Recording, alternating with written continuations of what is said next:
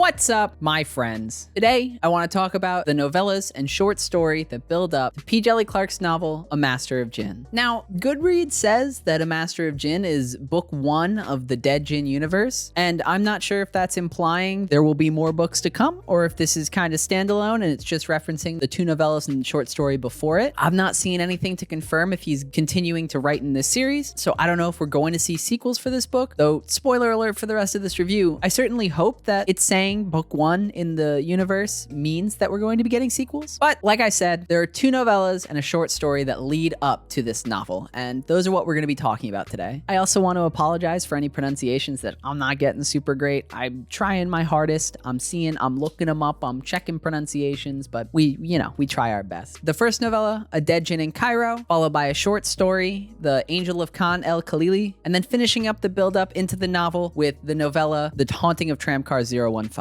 I wanted to do this video first, covering all these shorter works building up to that big novel, as I feel these are really fun in their own right. And other than the novel, Djeli Clarke has so many amazing works in his library that are super worth checking out. You've got Ring Shout, The Black God's Drums, The Machine. This is a true standout writer that I have only recently stumbled upon, but after reading much of this bibliography, this channel is now a P Djeli Clarke stan channel. But enough with the rest of his bibliography. Today, I'm here to plug those 3 build-up stories.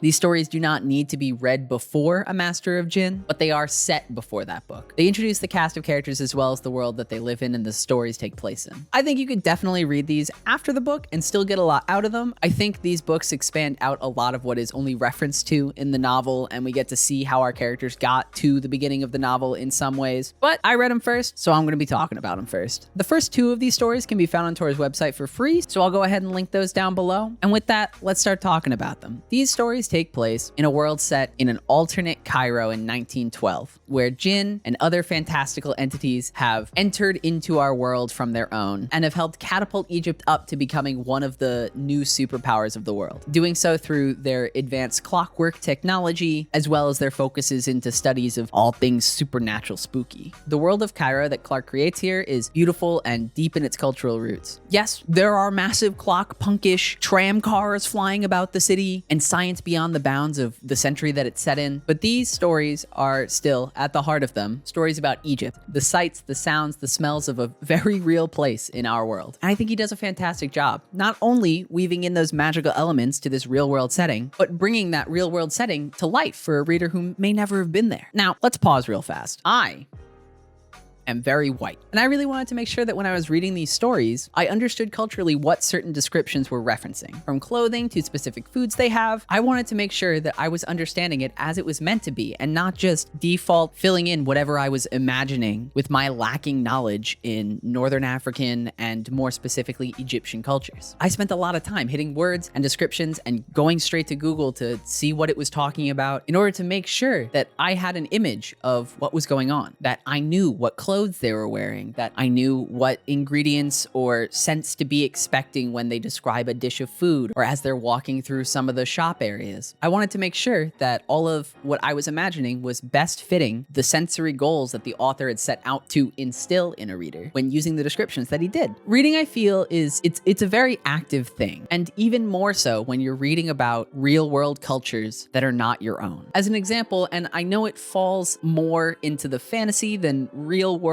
kind of comparison that we're talking about here, but I've seen this issue crop up with Stormlight Archives, where almost the entire cast of characters are not white. Often from descriptions and Brandon Sanderson's confirmations, they fall along the lines of having more Asian features. And yet I consistently see people who read more passively auto-filling these characters in with more white features. I think this can often take away from the experience that the author is trying to give the reader. Books are gateways to things you might not get to experience in any other way, even if that is just experiencing a real world culture that isn't your own. I can't confidently speak to how accurate Djeli Clarke's portrayal of Cairo is in these stories, but from what I could tell, he goes to great effort to make sure culture is maintained and made very clear and sensory. He really brings this world to life, allowing for me, with a little bit of effort, to experience this area of the world and its cultures that I'm not wholly familiar with. Cairo in this book lives and breathes, and being the superpower in a location that at the time in the real world was being dominated by European imperialism imperialism, it's able to showcase the coming together of cultures that I don't think many people who have stayed within those imperialistic borders could ever imagine. And it's not just Egyptian culture that we're seeing here as some kind of just amalgamation pushed together. We're seeing individual and distinct cultures of all of the people across this area coming together to this new main megacity. We're not using some blanket term to exoticize Egypt as is so often done in Western culture, but at least it felt like it was really trying to showcase just how much of a melting pot of cultures come together in this area of the world, and how there was totally potential for there to be a superpower in this part of the world, if not for the oppression and subjugation by the Europeans who had a bit of a head start on industrialization. Now, this is all to say, I don't want to comment on how really like Egypt it was or how accurate it all is, but I just want to take a moment to admire the efforts that Clarke makes to showcase the effects of imperialism by painting a world as how it could have been, while also incorporating cultures that Western audiences might not be all familiar with.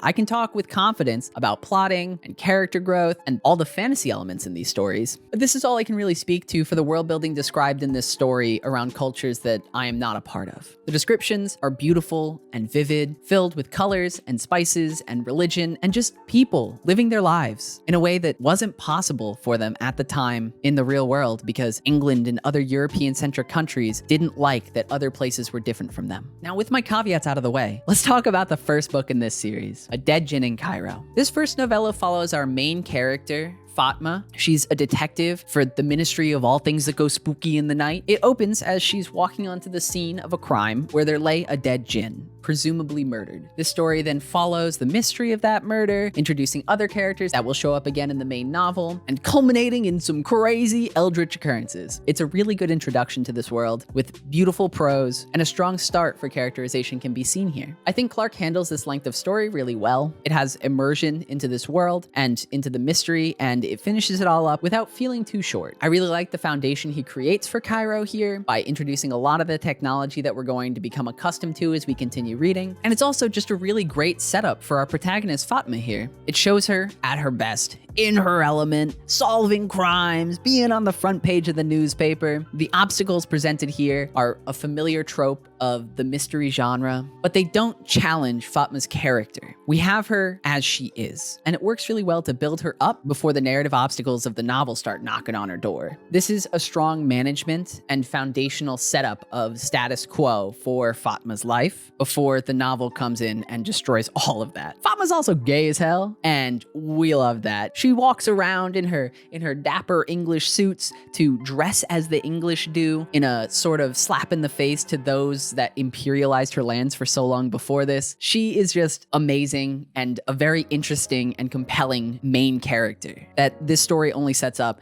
to be way stronger in the novel to come.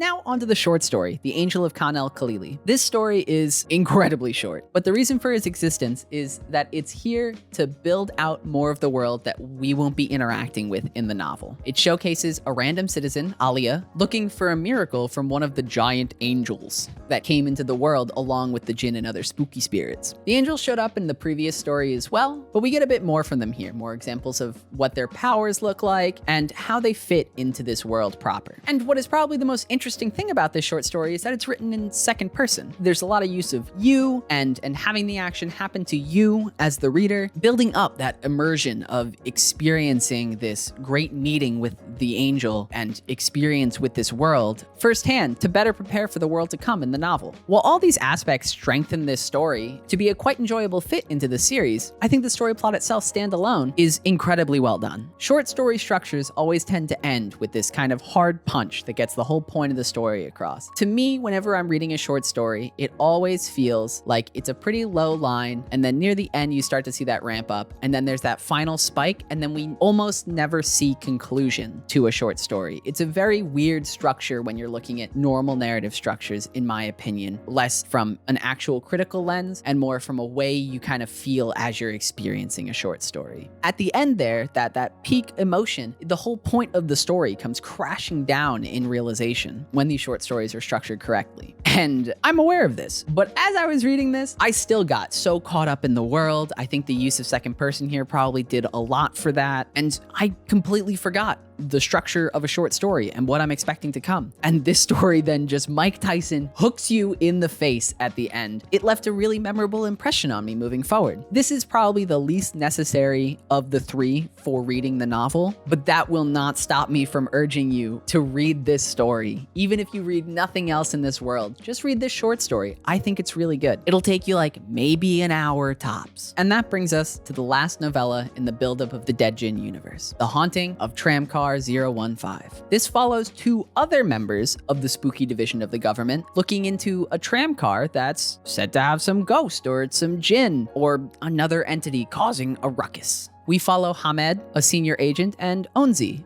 a young, bright-eyed, big-brained, perfect foil sidekick to this rather jaded superior officer. They don't get the flashier, cooler, classic detective cases that will land them on the front page of the newspaper like Fatma. And it's fun to follow this more bumbly, regular expectations of the job. And Clarke's choice to approach this world from multiple perspectives like that, even if they're in the same line of business, is awesome. We get to see the jobs that other agents are working. That's a big part of why I really like this story, to see that other perspective of what is essentially the same career path. This book feels like it builds out a lot more aspects of the world than the first two did, which makes a lot of sense. This book's about 3 times the size of the first novella. But we see so many aspects of this djinn-filled Cairo here, with the groups of practitioners spending a good amount of the classic detective talking time in that Nubian cafe instead of what would probably have been their more boring, with fewer possibilities to branch out of office. Clarke makes nods to progressive ideas through a gender-fluid djinn and self-aware automatons seeking justice for the slavery that automatons are forced into. The grander scale issue of women's suffrage, fighting for the vote, flood through this story as the B-plot to The Haunting of the Tramcar. And though it feels to take more of a spotlight than maybe it should have from a narrative craft perspective, but it was never something that I was going to take issue with. I liked seeing this world alive and fighting for things and seeing what the seldom heard voices are standing for. That really is what these books have as a core meta theme, is creating a place in fantasy for voices we don't often hear. And I really appreciate that. I'm not here to read the same safe and comfy white male author tells me the hero's journey another time around. Those stories are tons of fun. I read a lot of them. But when there's just so much out there, so many cultures, so many different stories and perspectives and approaches, that's something that I want to seek out and not hide from and avoid. Have you read the Master of Djinn novel first, maybe, and then you picked up these novellas afterwards? Or maybe you read the novel and then never touched these novellas? I'm really curious to see how anyone else approached this series, because I definitely feel like I took the standard approach of just reading them in order of how they came out and how they're numbered on Goodreads. I still do stand by reading them first. I think that they make the novel about 1 billion times better by reading them. I have already read the novel. These novellas really fleshed out the world for me, and I was so excited to get into the novel that I just immediately read it before I could even write this script. Let me know down in those comments what your approach to reading these stories are. And while you're down there, why don't you just hit that little like button? And if you haven't yet, why not hit that subscribe button? Thank you so much for watching this video. I'll catch you in the next one. And until then, stay lit.